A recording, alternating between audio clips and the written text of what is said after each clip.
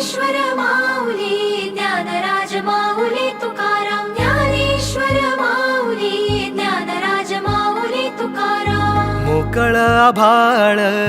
पंढरीची वाट चालू लागली पाऊल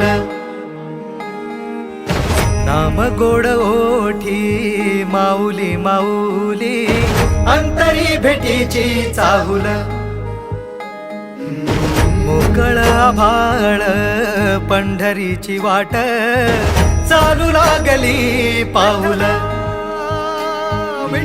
नाम गोड ओठी माऊली माऊली